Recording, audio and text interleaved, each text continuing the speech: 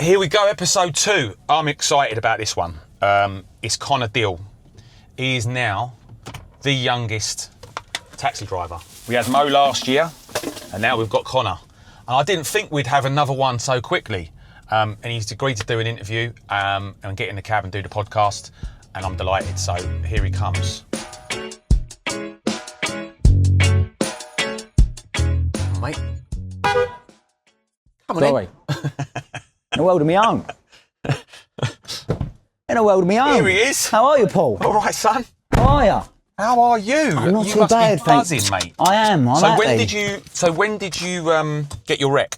So I got my rec on the 2nd of September.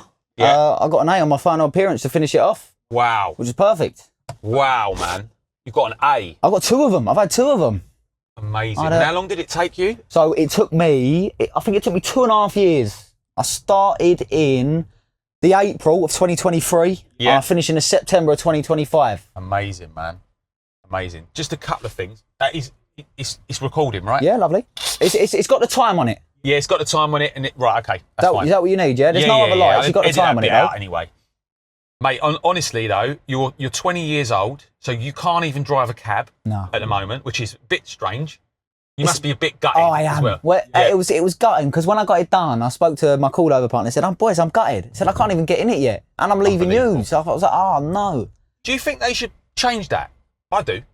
Especially now, given that you younger guys are actually wanting to be cab drivers. I mean, it's brilliant that you do. See, I don't know, because I fully get why they do it, and I understand that. And you wouldn't believe this. Sorry to interrupt. Look at that number plate. Oh, it's blinder, isn't it? Look at that. That is fantastic. Unbelievable. We're talking about the knowledge, and I've just pulled out, this is not organised, Cab KOL. Lovely. Look at that. That is unreal. Yeah, so what was you saying? Sorry, mate. Yeah, well, I fully understand why they do it, and I can understand why they'd keep it, because it's I don't know if it's a maturity fit. I don't know how they look at it. I don't know what their reasoning for it is. If they had proper reasoning, I'd understand for keeping it. But if there's no proper reason, and it's just for no, well, like you said, insurance reason it could be. Yeah. Because insurance prices are silly. Yeah, they are. And they've always been like that for younger people, I suppose. Absolute nightmare. But yeah, I can understand why they'd keep it. But at the same time, I think they should get rid of it.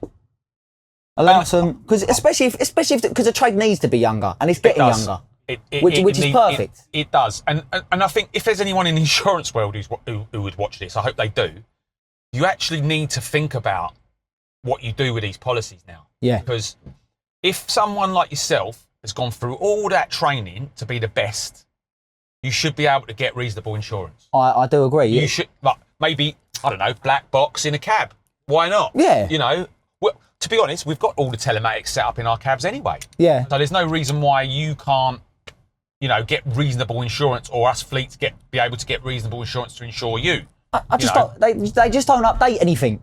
That's the issue, because they say they need more young drivers, not just in the cab trade, but driving in general. Yeah. And the prices are unreasonable. Yeah. So especially if I was fortunate. I said when I passed my driving test, my dad paid for my first motor, my first lot of insurance. Even with a black box, though, I paid £2,700 with a black box.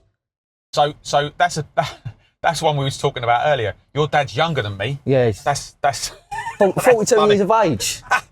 And tell me about what you do now. So you're not just going to be a cab driver, right? You're doing other training as well. Yes, so I'm doing an MVQ, which is a level 3 in lift engineering. So I'll be a hydraulic lift engineer. So look, a lot of people say this, and loads of people said it to me when I was doing the knowledge. It's probably the best part-time job in the world, being a cab driver. But you want to do it full-time, right? I would like to do it full-time. Like I said, my job is perfect. I said, I have no complaints about my job. The people I work with, they're lovely. Yeah. But I want to drive in London. I want to be a black cab driver. What more could you want? Yeah. It's the perfect job, because I've got the time that I spend with my family. Yeah. And I've got the time to earn money. What other job is the work always there? There's no other job like 24/7. 24/7, no matter what you're doing. Come out whenever you want. Exactly. It's not like if you're self-employed but you're a plumber, you can't say, someone needs their boiler fixing, I can go out now, because it's not always there. Just go knock on the door, can I come and fix your boiler? Yeah, that's it. It's not how it works. Yeah. You know what I mean? It's like someone's walking the streets as a plumber, and they just I come fix your boiler, it'll be all right. But no, but this is This is a job like no other, and I try to recommend it to everyone because it needs to get younger. Yeah. Because there's a lot of cab drivers leaving, and there's a lot. If the demographic of cab drivers is old, no offence yourself, Paul. No, that's all I right, mate. categorise you in that bracket. Listen, I really want this, what you're saying, I really want this, and this is why I'm doing this and a few other things, because it needs to be shown. Yeah. You know, gone are the days when we keep this job a secret and the earnings a secret because we don't want other people to come along and take a bit of our cake. The fact is, we're declining and other transport options are becoming more in your face. Yes. And we need to get us in your face. Well, we've got all the tools to do it. 100%. You know? Yeah, 100%. We've got our own app. We've got beautiful taxis, you know, that are you know, modern, comfortable. I think they're fantastic, the TXEs. Yeah. I love them. Are. I've on the bike, I've sat behind some TX4s, you know, and it's like you got the mouth on the exhaust. Yeah, But the TXEs, they're like no other. I mean, they're a hybrid, right? So they do run on. So they run on both. Stuff, but you can run them on either, though, can't you? Yeah, you can. And I think at some point the range is gonna get longer if and when we get this new, you know, third generation one. We should have a better one, and you know, you'll see the fruits of that hopefully. But yeah. So where are you from, Connor? I'm from Mottingham, so South East London, just Eltham, just off from Lewisham. So basically France. Basically France, yeah. I'm from basically just from another country, really. Yeah. But no, I used to live at home with your parents. Yep. So you got disposable income. Yeah, exactly. I pay for my housekeeping and I pay for a bit of shopping, and that's about it, really. And it's perfect. And this is why when you're younger, if you're living at home with your mum and dad, this is the perfect opportunity to do this. Because you learn easier, and I've got no doubts that you learn easier. You absorb it all, and you got more time. Whereas if you're 40, 50 years of age, you're falling asleep at 9, 10 o'clock. You know you're what I mean? Not wrong. But you're 20. You're buzzing. I'm up at 5 a.m. every day, virtually 5, 6 a.m. and I'm falling asleep at 9 p.m. And that's what happens when you get into your late 40s and 50s. That's age, mate. This is and you can learn quicker. You've got more opportunities at your age, and if you love London, what better job? I mean, I drive in London on the daily anyway because of my work. But when I'm out on a bike, it's so nice, especially when it's passing like this. I know a lot of cab drivers moan about the traffic, but I love it when it's like this because you see the hustle and bustle of it. I saw some guy made a comment on one of my posts on social media. He goes, "Oh, you know, there's no hourly rate when you're sitting empty in traffic for 45 minutes." And I'm like, why on earth would you sit in traffic empty for 45 minutes? This is what the turning circles are for. Yeah. You get out of the traffic and you go somewhere else. It's either laziness or negligence. That's what I said. It's either laziness or negligence. But it's the same as when old cab drivers moan about it being quiet. But if you're going to sit on a rank for hours, it is going to be quiet. Exactly. I mean, obviously you haven't done the job yet. No, I haven't. And like, there's reasons why cab drivers sit on ranks. Of course. Don't want to drive for too long, empty.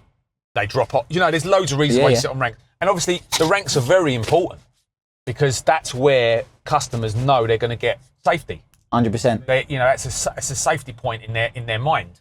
You know, and there's loads of them in London. Well, you just got to keep them going, isn't it? You just got to keep using them. Yeah, you try and share all the apps. I mean, the apps are good. I don't know of them because when I speak to my uncle, he's always saying the apps are quality. Yeah. He said, especially if you just want to get started and you just want one going wherever you're going, it's perfect. I always say apps fill gaps. So if you get a gap in your shift, say if you get chucked over to, I don't know, Mottingham, Wandsworth, all these places that are out a little bit out of the centre, and the app pings off and brings you back in, 100%. Why wouldn't you want that? Yeah. You know, all right, look, obviously we've got Jump now, which doesn't charge a fee, but all the other ones do. And I suppose semi-happy with that because, you know, it's paying you to come back in rather than being empty. Yeah. It's just a sensible way of working.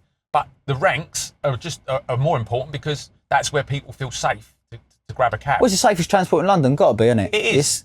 Because as well as passenger safety, you've got driver safety. You've got your window. For me, it's the safest way to travel in London. Definitely. I mean, we spoke about that with Sue as well, with like the partition. I mean, I would never recommend a woman to be an Uber driver or any kind of private I hire don't driver, even. because you're just not safe. Yeah, me personally, I don't even like my sisters getting in them or my mum. No. If I can, I'll go and pick them up Yeah.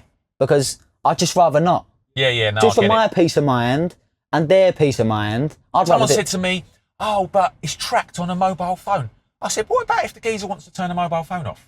He just turns it off. It don't mean nothing. That's what he wants then.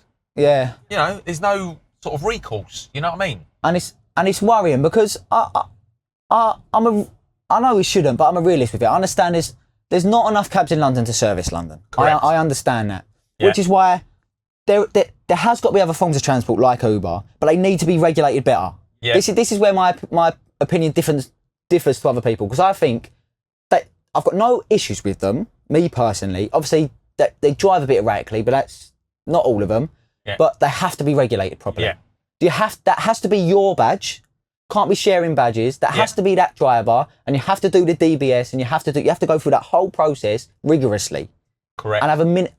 You've got to have a little bit of knowledge of London, because I've turned that down one-way streets and they're coming towards me. I'm thinking, I know I'm in the right here. When I was on the knowledge going up Drury Lane northbound, one came towards me at a rate of speed, and he was going mental that I was going the wrong way. I was going the wrong way. You know, it is, and the fact is, people will say we don't need the knowledge anymore because we don't need the knowledge anymore. Hello, how are you? All right, yeah, good. You? We don't need the knowledge anymore because we've got sat nav and all this. But I get that a lot. Whenever someone says, what do you say? I just it ranges. It depends what mood I'm in. Yeah. It depends what mode I'm in. If I'm in a good mood, I go, yeah, but it don't mean nothing. He said the sat nav won't get you out of traffic. No. I said I know ways around that traffic. So with sat nav, it's perfect because I know where that traffic is and I know what I can do to avoid that traffic. Yeah. Or if there's a road closure and 9 times out of 10 it don't account for the road closures, I know how to get around it without going around the houses to come back round on myself. But you know what else it is? It's speed. It's direction. Exactly. You know, like basically, if someone comes up to my window here and wants to go to Victoria Station, I instantly know which direction I need to point the cab in. I've lost most of my knowledge of street names and all that kind of stuff because it's been so long since I've done the knowledge. But I instantly know what direction I need to go in. 100%. Whereas if you've got a pre-book, you should be pre-booking a private hire car. That you've got to wait for them to come to you. Yeah. They've got to find you, and that's not always easy with GPS, etc., etc. And then they're following a sat nav. They can't talk to you. They're staring at the sat nav. And there's nothing. Well, that's the other issue. Looking down at your phone. Yeah. He said because this is why and it's going to open another can of worms. Driverless cars, they don't work. They won't work. Me personally, they won't work in London because just like that example there, just as you pulled out a turn in, that geezer walking out. Yeah. They don't have the reaction of time. No, I don't think they will. They won't have it. No. And because you see them, if you pull close it's to human it, brain, isn't it? you've got to have that human reaction of right. I've got to stop here because there's danger. Yeah. They don't have that. I mean, we make accidents. We have accidents. Everyone does. But the silly fucking things that go on in London, where people walk out in the middle of the road on their phone, most of the time. Most of the time, it's that, or they only look one way. Things like that. 99.99% of the time, we will react to that. 100%. I don't think driverless cars. I don't think they've got the ability to react to it. And it'll only be a matter of time before there is a dangerous accident. And then what? And then who's to blame? You see this number plate here? Evil. It's cab here. It's got to be T666 and all. What? These two plates we've seen, and that's Annabelle's there, yeah. Yeah. So tell me about. So I said, what's your favourite site? Like I did with Sue. This is one of your favourites. So yeah, this is what. So it's a mad reason why, because it's not really a positive reason. So when I first started pointing, Mayfair's one of my strongest areas. So I used to love driving around after I finished all my pointing. I used to have a drive about, see if anything was new, see what was going on, where the roadworks were. But my bike, it died. Like the belt snapped. Oh yeah. I couldn't work out why it weren't moving. I'm sitting there, cab driver's behind me, and he's beeping me. I'm going, mate. And I pulled over because I couldn't work out why it weren't moving, and the belt had snapped. And I'm outside Annabelle's. I was talking to the geezer outside. I said, mate, I don't know what I'm going to do. I said, the bike's gone. So instead of using me common sense and walking it back round the bottom of the square to Berkeley Street, I walked it the long way. I get to the top of Berkeley Square and it's uphill. It don't look it, but it's uphill. I'm sweating. I'm done. I've got all my bike gear on. And I pulled down into Berkeley Street, just outside the Lotus garage. And I phoned up a recovery company and they took about, they were fairly quick to be honest. Yeah. And I thought, oh, right, they're just going to send out a van. They're going to chuck it in the back of the van and I can take it home. The geezer turned up in this big old lorry, you know, like for taking like Lutons away. Yeah. And he's got the world's littlest bike on the world's biggest lorry. And I'm sitting there thinking, oh no, as I'm getting on it, I'm going, oh no. But no, that's why, and it's a beautiful square. It is. And it just because I've sat in the mornings, I've just sat on a bench. Yeah. Just sat there, revised my points and just had a look about. So I had this, funny you should talk about this square, because I had this client for 6 months. She was a model. And all I did was take her around London to her appointments, to her jobs and all that. And she had a little Maltese Terrier. Oh, right, okay. And she'd go, right, I'm going to so-and-so, you drop me off at Berkeley Square. And a lot of it, because she wanted to go to the art show here. So I used to spend kind of lots of time walking her dog in the middle of the square. That was a job I had as a cab driver. Bonus. Do you know what I mean? It's like, this is the thing. So like, there's so many options. If you talk to people, I just got chatting to her, and then that night I ended up driving her to a concert because her dad was really famous. Yeah. And he'd done a concert at the Kentish Town Forum. I got you. And she ended up staying there, having the meter on the whole time she was in there with me. And the fare come to about 380 quid. She paid me the next day, and then she said, I want you to be my driver. Bonus. I was like, wow. See? So I did that for 6 months.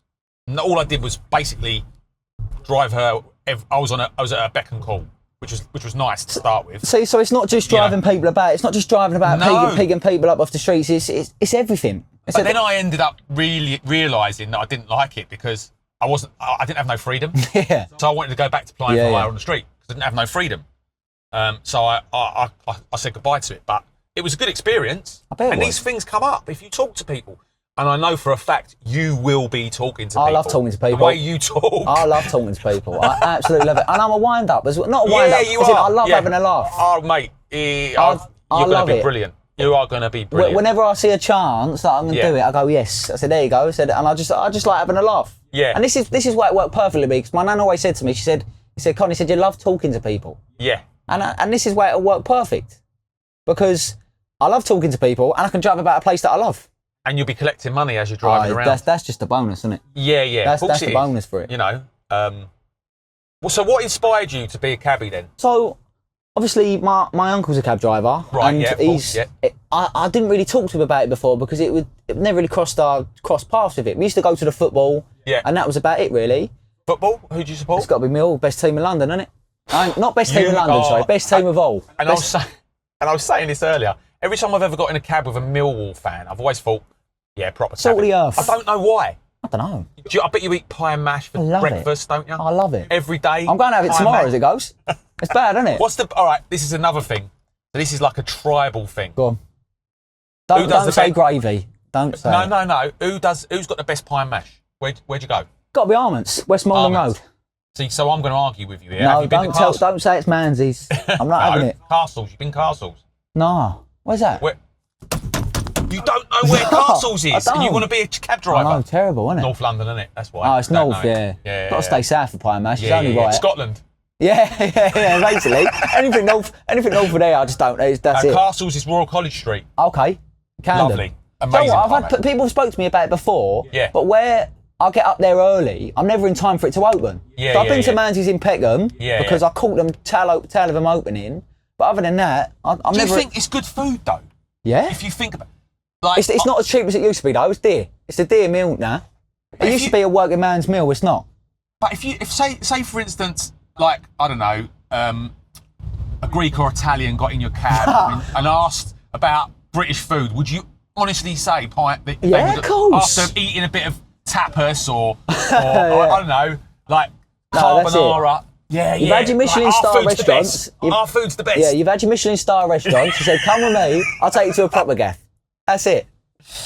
But no, I would. I mean, it's not to everyone's tasting, but if you go and have gravy, just don't go and have it. You know where it came from, though, right? Right. obviously you're a young guy, but it came from like the war food, wasn't it? Yeah, well, Back in the it's day, about like, right. simple. But if when it's you done were right, younger. if it's done right, it can be so good. You can't do it wrong. I mean, No, no, actually, I you take that can't- back. well, you I can. take that back. I I've shouldn't have had said that. bad pie and mash. I shouldn't have said that. And I don't want to name places. This is another well. question. Yeah, go on. Do you like chili vinegar? Yes. Got to. Do you like Yes. pepper on it? Yes. Oh, I'm not a huge lover of pepper.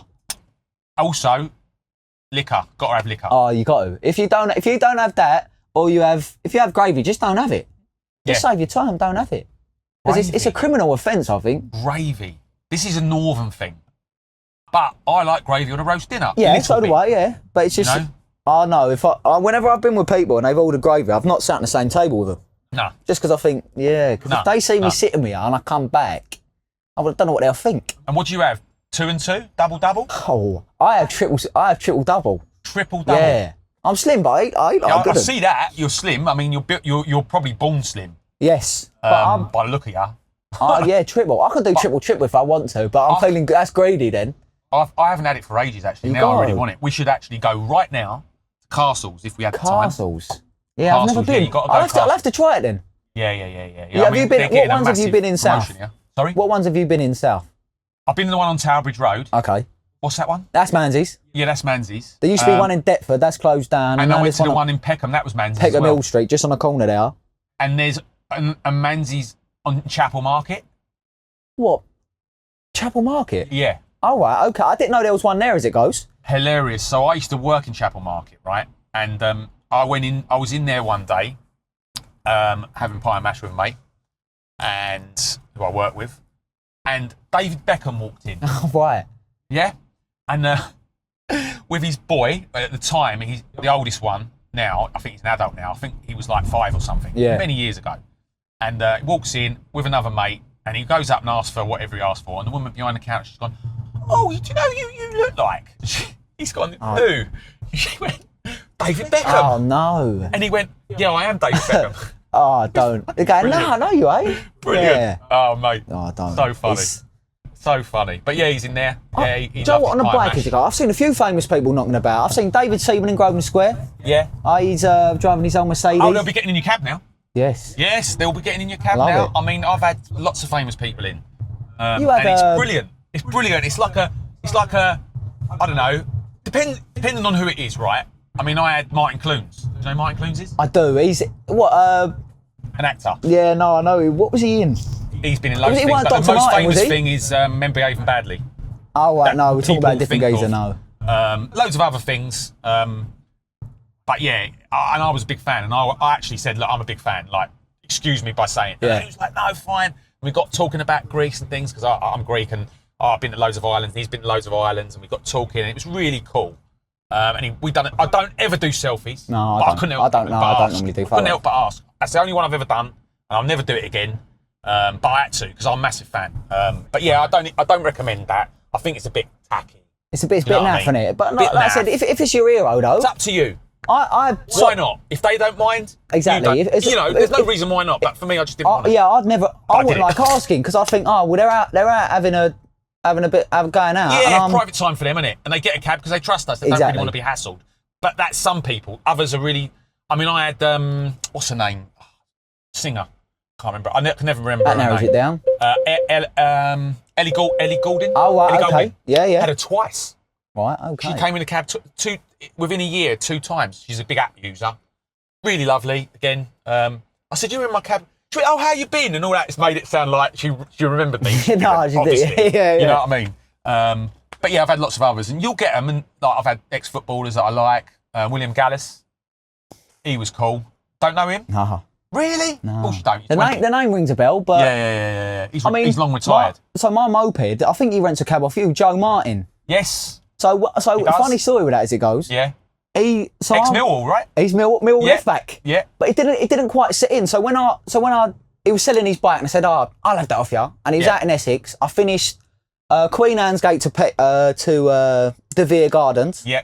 And I drove out to Essex, got on the A13, drove out there, and so I picked it up, and it was raining, and I passed my CBT. My mum didn't know, my dad didn't know, because I thought, I'm not telling them, I'm just going to bring the bike back, because what's the worst that can happen? Yeah. Nothing. Uh, And I was driving it back, and as I come out, I was going to go. He said, "I'll go Dartford Bridge." I was like, "No way." I said, "I'm not doing that." So I come Dartford Tunnel, Blackwall Tunnel. Yeah. And as I come out of it, the wind hit me. And I've gone like that. I've gone, oh, don't. And I didn't want to get on it again. Yeah. And ironically, I think 2 days later, I fell off it. And that was the only time I fell off it. You bought his bike? I bought his bike. Wow, cool. But it didn't sit in. And I was talking to my uncle. We were talking about fullbacks. And at Millwall while we was watching the game. Yeah. And he went, "Do you remember Joe Martin?" I said, "What the hell?" I think it was a left back. Yeah. I went, "That name rings a bell. Where does it ring a bell from?" And then obviously, I was like, "I do know that name." So I bought my bike off him. And I messaged him.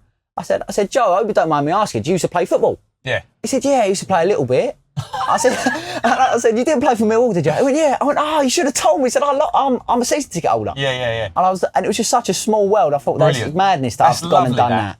But the funny thing for me with him is obviously he rung me up about cab and blah, blah. And I was like, "What do you do now?" He said, "Oh, I play a bit of football." We got talking. And I didn't put 2 and 2 together because obviously I'm not a Millwall fan, right?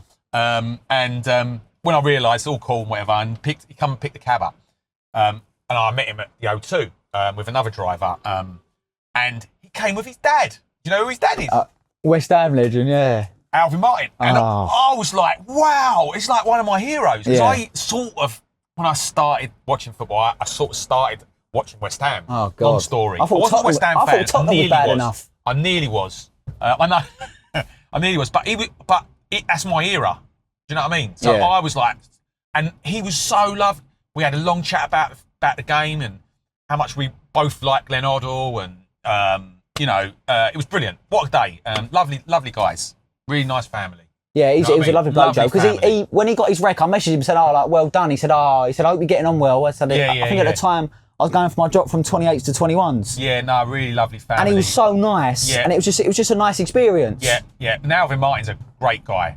Great guy. He's good on. I bet he's really nice good on Talk Sport and all that. Yeah, I know West Ham. I know. I can't get on with it. There's so much hatred between you guys, right? Oh, it's not the same as what it used to be, obviously. No. But now, I mean, I've got pals at West Ham, so I mean, I've been on the exam with West Ham boys. Knowledge with I can't remember his name now. Billy, he's West Ham. I get on with him, and I said to him once, I said, "Bill, I said 20, 30 years ago, this wouldn't have happened. No. I wouldn't have been mates with you. I'd have hated you." But no, it's not the same. It's all calmed down a little bit, innit? Not like the old days. No, it's not. It's a shame. Oh man, so you're 20, my God. I mean, like, I've got pants older than you. That's a fact. That is a fact. 20 years old, you're going to be a cab driver. It's honestly though, like you've done this. It's taken you a couple of years. Yeah. You've been able to work while you've been doing it. Yeah. So you've not lost any money. No. You've enjoyed the journey. I have. You can tell. You've got a string to your bow which is worth a lot of money, and a career that you want. And if you don't like it in 5 years, you've still got your badge. Exactly. And this is what I need to get across. Like, if you're young, do the knowledge, because especially if you live around London, obviously that is one thing you need. Yeah, 100%. You know, you need to. But I mean, there's boys that come in from all over Kent that come in. I know. Which is quality. I know, and you've hit the nail on the head. It don't matter where you're from. I actually spoke to a cab dealer in Manchester who tells me he's thinking about doing it, coming down 3 days a week to do the knowledge. He really wants to do it. Which is fair. I don't think there's much stopping anyone if they want to. You've really got to want it, though, right? You have to, because there's no. You've really got to want it. And I say this to people. I said, and even people on it now, I've said, if you're not gonna invest your time in it, don't do it. Yeah. Because you're not just wasting your time, you're wasting your call over partner's time and the examiner's time. Yeah, absolutely. Because you have to invest in it. And I've got it done in 2.5 years working full time. That just shows that even if you wanted to do it part time, you'll be absolutely perfect doing it. And being young, like you said, I live with my mum and dad, so I pay my housekeeping, I pay whatever, and then I'm done, and then I can go out. And you can really save up some money and do. That's it. That's the plan. Holidays you want, and you can buy a property maybe at some point. Eventually, that's what you got to do. That's the eventual plan. You know what, right? And this. People might laugh at this, but I know somebody who was not as young as you, he's in his 30s, but he lived with his mum, and he's very privileged that he's lucky. Mum's got council property in Notting Hill, and he's actually saved up cash to buy a property. This is what I mean. And people will watch this and go, no chance. Well, I don't care because I know that's happened. That's a fact. Well, it don't matter what age you are. I said I met a geezer on Stamford Street. It was about 50. It was about 62. Yeah. And he was still doing it on a bike. He loved it, and I just thought it was brilliant. And that's the other end of the spectrum. Why can't you do it when you're older? There's no reason. No.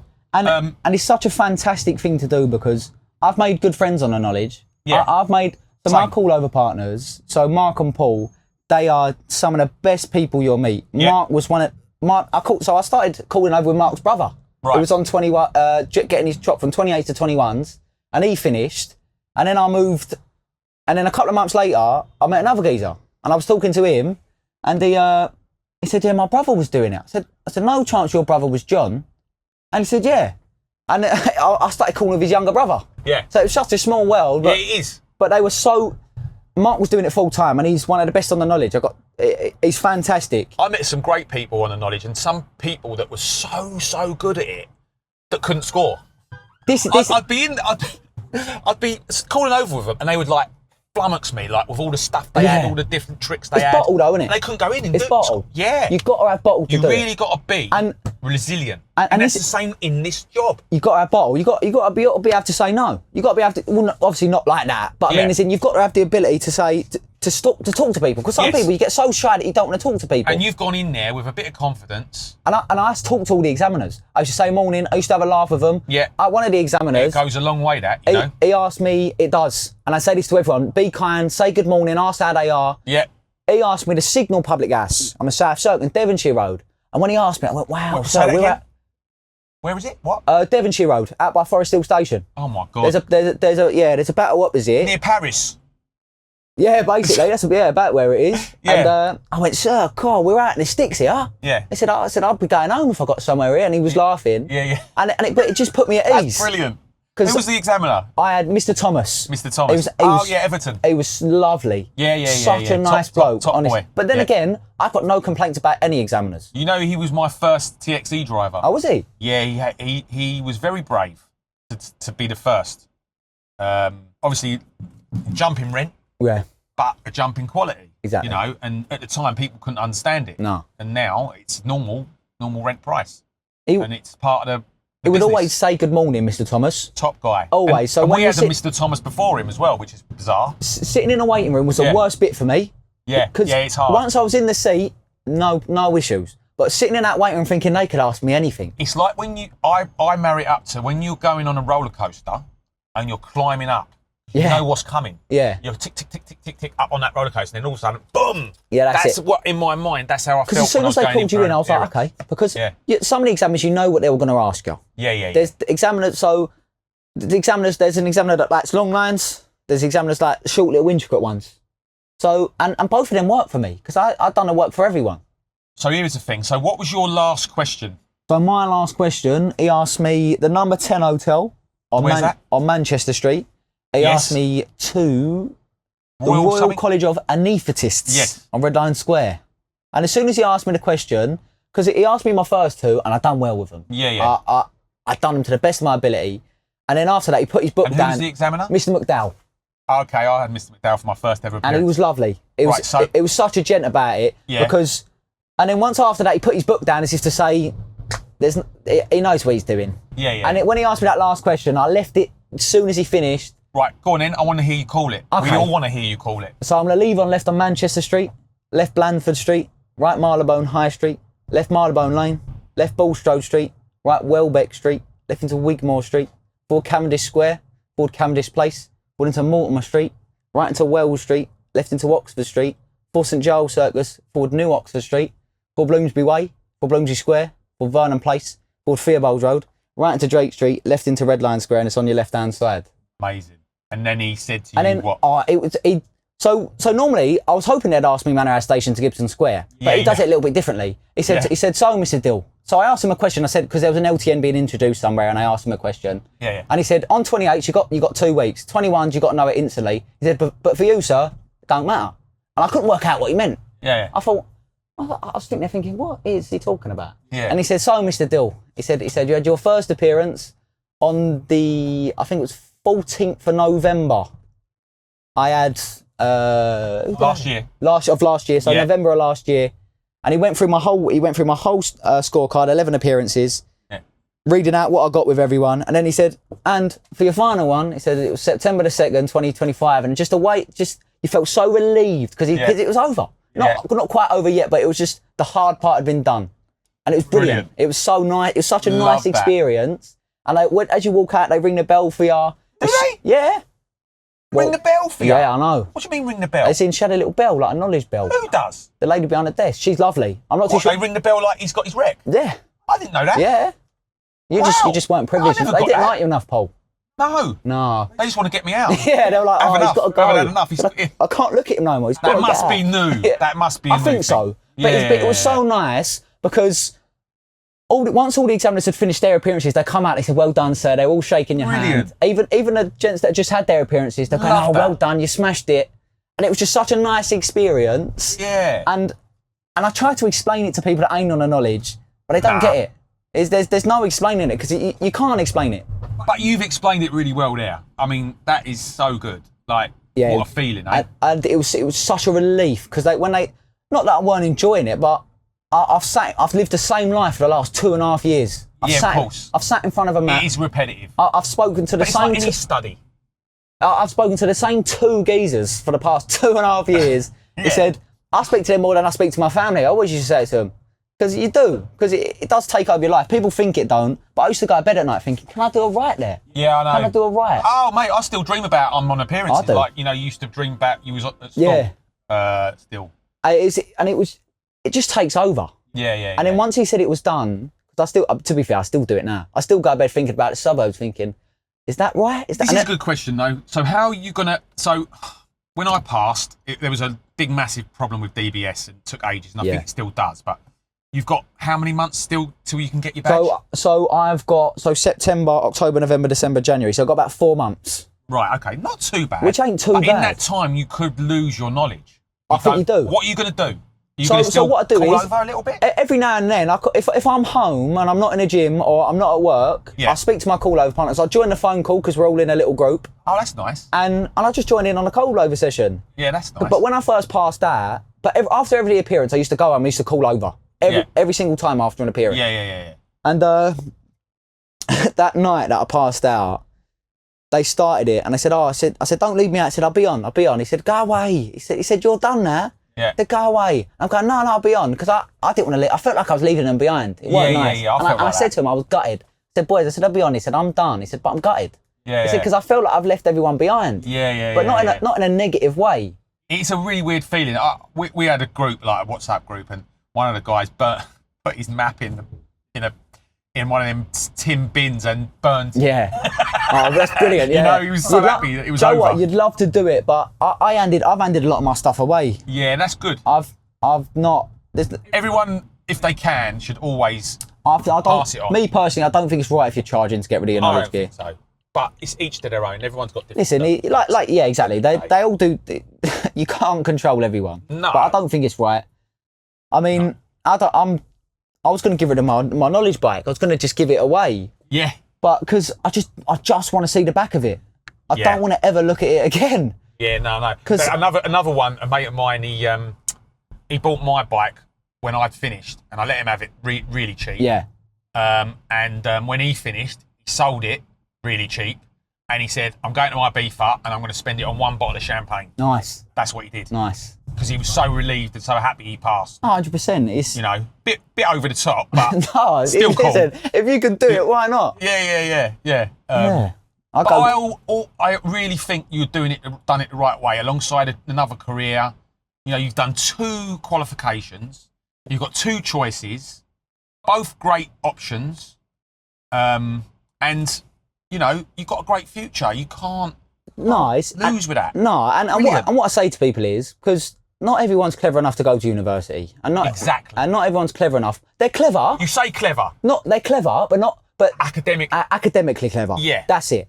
And I say to them, I said, just do the knowledge, and I get the same. I get the same. My direction's not very good, or I don't really. Yeah, my memory's no good. Yeah, that's what I hear. Let me tell you, my memory was. Here goes the turning circle. There you go. This is why you keep it. It's why you don't want your full maxi cab. Exactly. But well said. But yeah, I recommend it to everyone.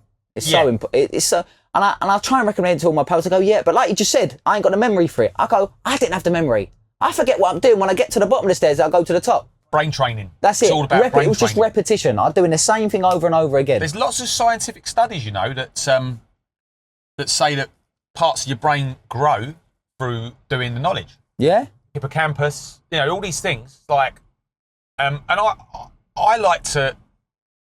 I mean, it's difficult when you've been doing it for a long time to remember everything, and I do fall in the trap sometimes of quite a lot of Googling. Sometimes you got try not to. Yeah, yeah. And I try so hard, and I will try and keep the roots in. And you know, as a cab driver, it's harder. But this is why I am a strong believer of as soon as you get your wreck, you should be out there. I do agree because like you asked me earlier, you do feel like you're losing it. Like I feel like I lose it, but then I was with one of my call over partners this morning, and I was going through some points, and I knew all of them. But me thinking, I'm going to lose it all. Yeah, yeah. You don't because it's like muscle memory, isn't it? Yeah, and the thing is, when a customer or a tourist or anyone comes up to your window and they say a point like Royal Courts of Justice, and you remember instantly. As soon as you said that, it come up in my head, Strand, instantly. Strand, and you say, oh yeah, Strand, and they go, yeah. Yeah. That is impressive. So, yeah, sometimes just that in itself is impressive. Sometimes they don't even know where it is. They don't know, and then you tell them where it is, like you're doing an appearance, and they feel comfortable straight away. Yeah. Whereas if they're getting in a car and you've got to type it in a sat nav, it is the new way of doing things. Which is fair enough. Which is fair enough, and each to their own. Because there's a lot of LTMs. Nowhere near as impressive as what we've got here. No. Nowhere near. But like I was saying to you earlier, Paul, he said you're like not an artifact of London. You're like they come over, they want to see Buckingham Palace. Yeah. They want to see the London Eye. They want to get in a black cab. And that's what a lot of them come over to do. Yeah, they do. It's perfect. And it's such a good way to get about. Lots of tour companies running black cabs. We were saying with Sue last week. The tour company hire her to drive, and they've got the tour rep in the back, which is my uncle does it, and he said as soon as I get mine done, he said he's going to try and get me towards them, and I said I'd love to do it because as well as your guide course, yeah, yeah, exactly, as well as I love talking to people, yeah, I love learning things, yeah. Otherwise I wouldn't have done this. Yeah, I love talking to people. Nice, you honestly perfect job for you, absolutely the perfect job for you. So right, all that aside. This is now the most important question. Go on. You know what I'm going to ask you? About the biscuits? Yeah. Well, I was having this conversation this morning. Does a wafer count as a biscuit? Does what? Does a wafer count as a biscuit? I don't know. I don't know. That's what I thought. Because it's a wafer, it's not quite a biscuit. Because if it's a biscuit, I'm going to have to go boring. It's like a chocolate hobnob. It's got to be, innit? But if I've got a choice of a wafer, I love a pink wafer. I could just go for an old packet of them.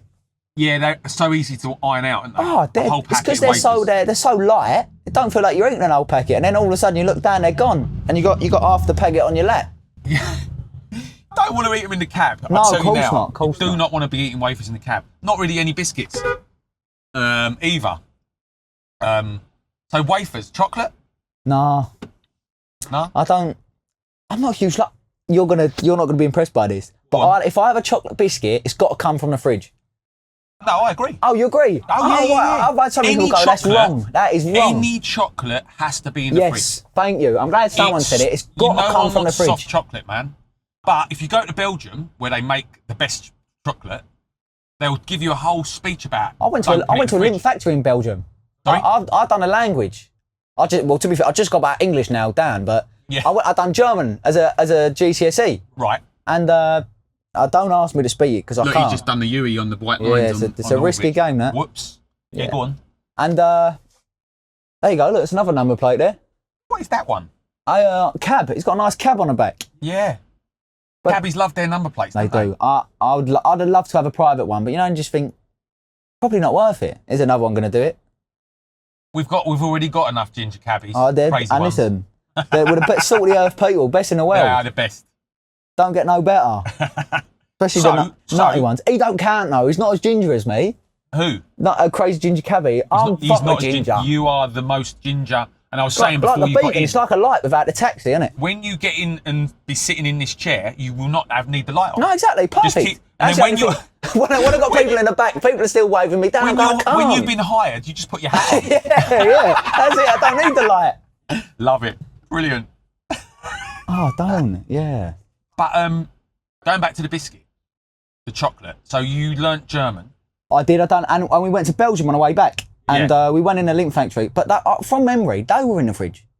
Like everything come out of the fridge because that's what it's meant to be. But a lot of people giving go, me some speech, mate. They were saying there's a reason the flavour, the taste, and all that of chocolate has got to be softer and all this. And I'm like, no, you got crack. Chocolate's got to be out of the fridge. No, I refuse. All day long. I refuse to believe that people like room. But it's the same as, do you like water cold? Do you like it room temperature? Cold. People like it room temperature. Bizarre. It's strange, but it's like same chocolate. Beer. People like room temperature drink chocolate. Warm beer, don't they? I just think it's strange. People drink warm beer. I was saying to my brother last night, like, it's better to have half a pint of lager because it stays colder and you drink it quicker. I'm not a beer drinker. You're not a beer drinker? I've never been a fan. No? No. What do you drink? Nothing? I don't really. I'm not been a big drinker, really. I said Youngsters don't drink anymore. No, it's not a thing. I bet you like. I don't drink tea or latte. coffee. You're coffee man. No, I don't do tea or coffee. No? Neither. What do you drink? Water. Just water? No, I like a fizzy drink. Yeah. I like a fizzy drink, but I don't do tea or coffee. So you're not a boozer? Not really. So what's your sort of hobbies, enjoyment? What do you get Well, I out love of the life? football. No, to be fair, I still go out with my pals. If they have a drink, I said I'll have the odd one or two. Yeah. Said, but I'm not a huge. I don't. You know when people are getting smashed, it's not. It don't do nothing for me. It's not my and it's not my sort of people because you're going to cause arguments. Yeah, yeah. And I don't. It's just I like an easy life. Good attitude, mate. You know, and this is the thing about the youngsters now. They seem to be more into their health.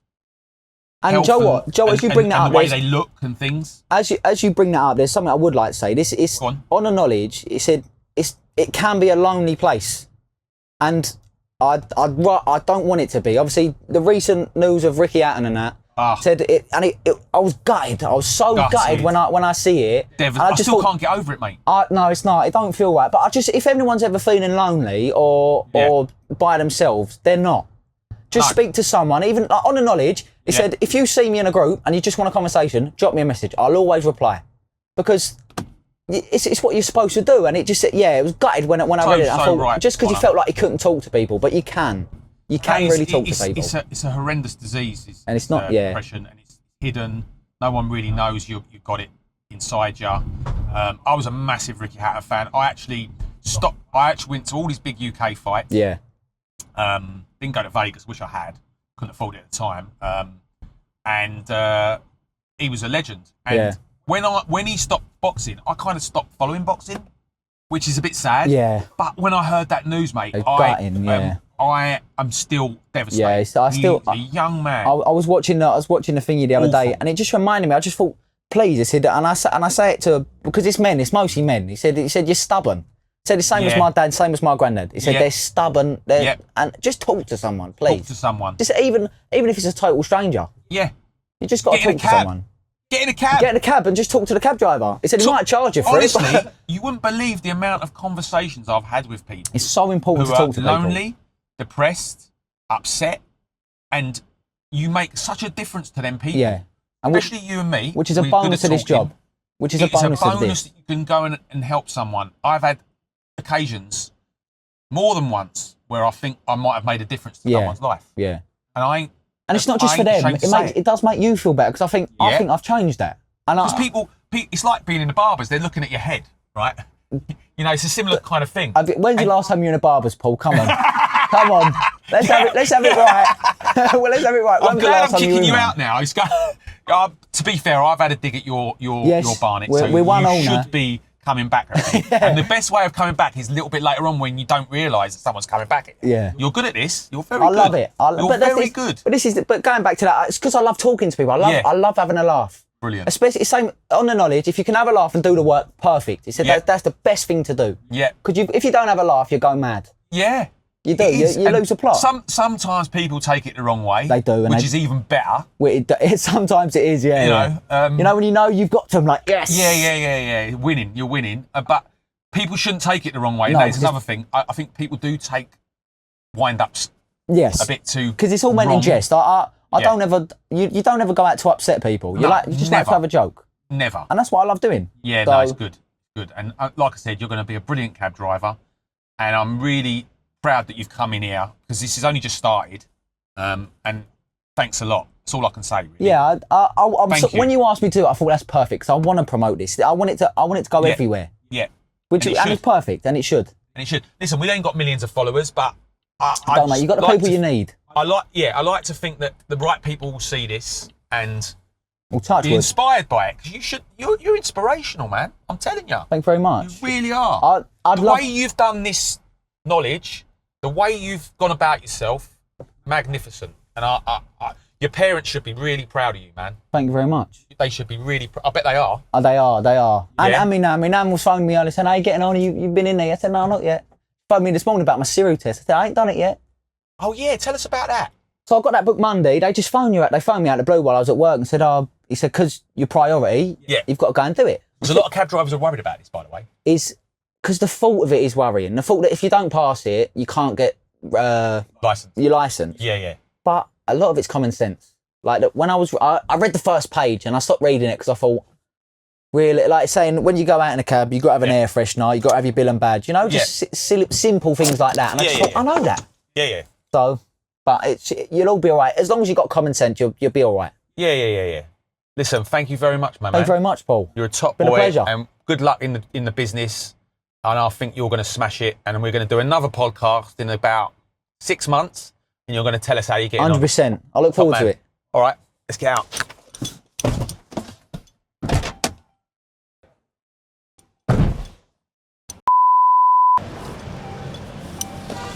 Oh, how good was that? That was absolutely brilliant. What a absolute inspiration. If you are thinking about doing this, that is an absolute blueprint. And that's it. That's all I'm going to say. That's nothing else needing to be said. Okay? Thank you very much. Thank you.